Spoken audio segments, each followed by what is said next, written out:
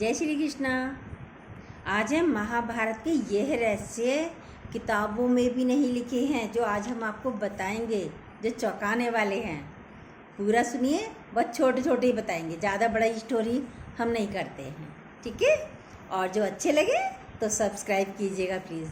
चलिए बताते हैं, क्या गांधारी के श्राप से बर्बाद हो जाएगा अफ़गानिस्तान और पाकिस्तान?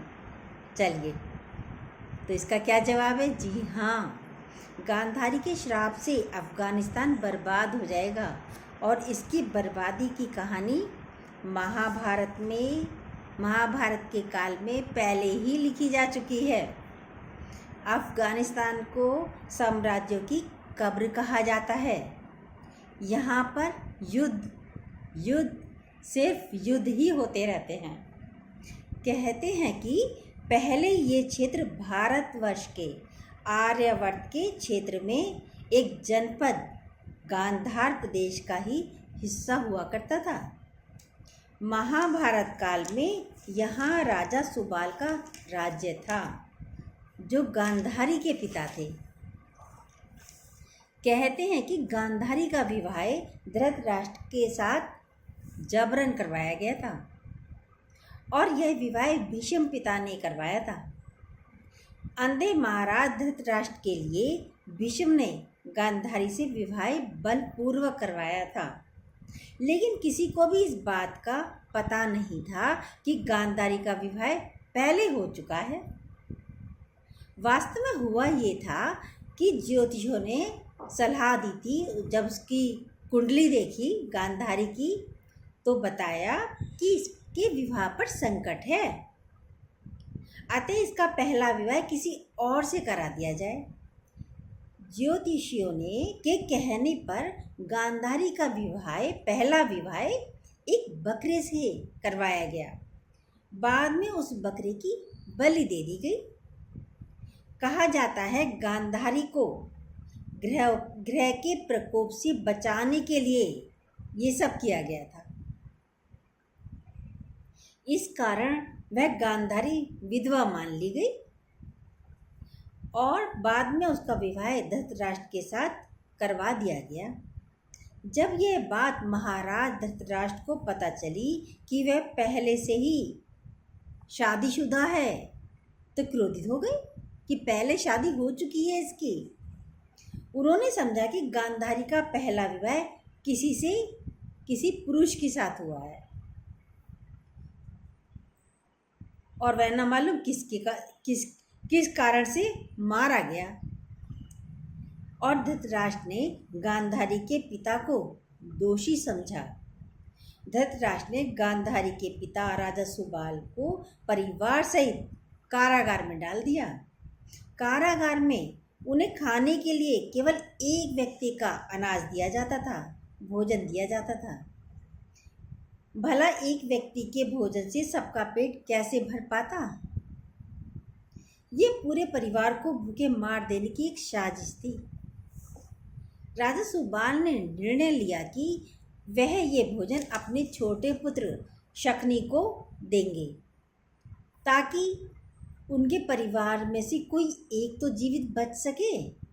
यह भी कहा जाता है कि विवाह के समय उनका भाई शकुनी और आयु में बड़ी उनकी एक सखी आई थी शादी में, और दोनों ही यहीं पर रह गए थे। एक एक करके सुबाल के सभी पुत्र मरने लगे।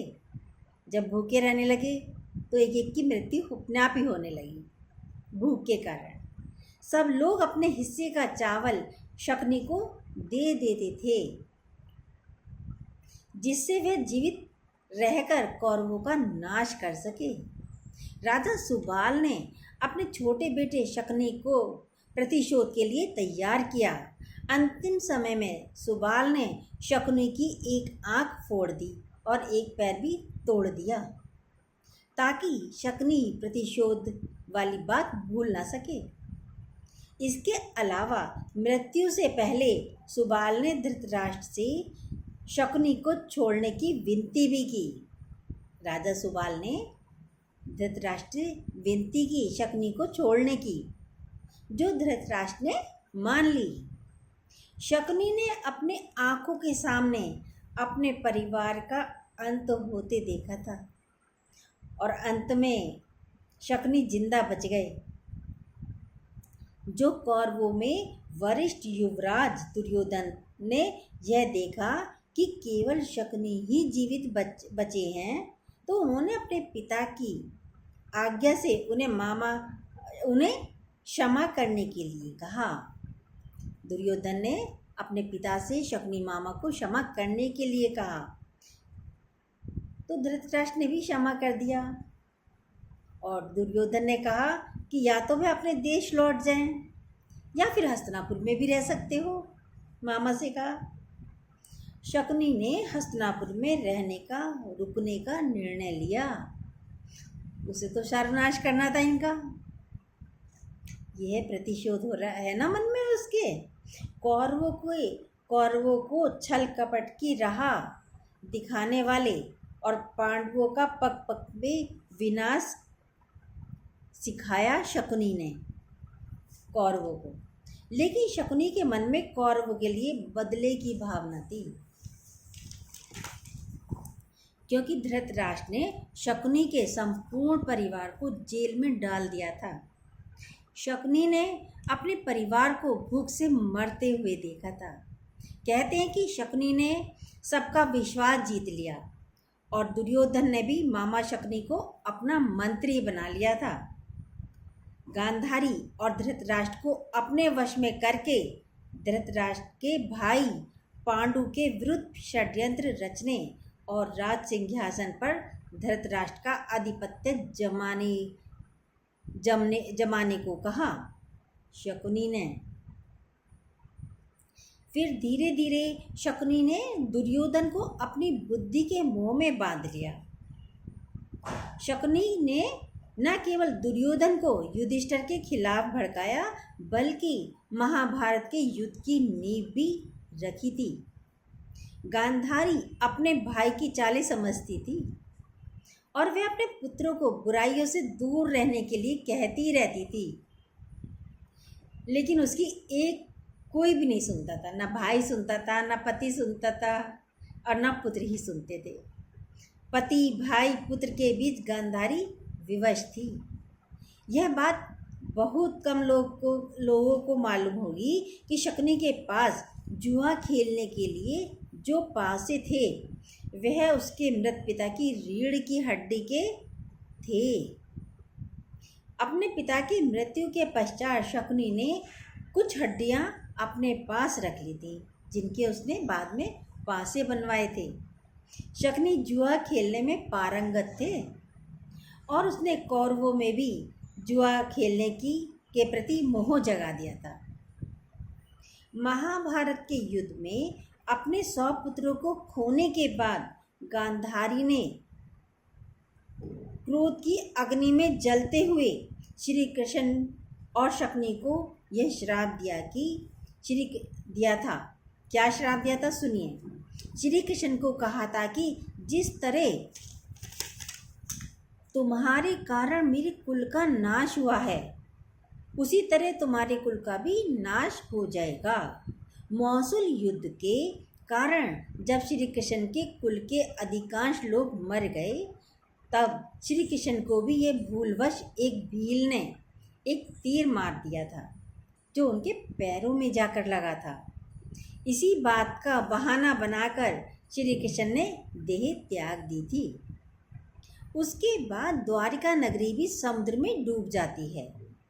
इसके बाद गांधारी ने अपने 100 पुत्रों की मृत्यु का जिम्मेदार शकुनी को भी माना। गांधारी ने गांधार नरेश शकुनी को भी श्राप दिया कि मेरे 100 पुत्रों को मरवाने वाले गांधार नरेश, तुम्हारे राज्य में कभी भी शांति नहीं होगी। जानती तो सब कुछ थी। वह हमेशा आपसी युद्धों में ही उलझा रहेगा, तुम्हारा गांधार नरेश।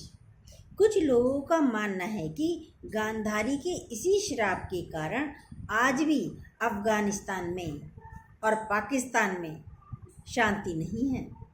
तालिबान से पहले और तालिबान के बाद फिर से तालिबान के कब्जे के दौरान अभी तक निरंतर इस देश में अशांति का साम्राज्य कायम है।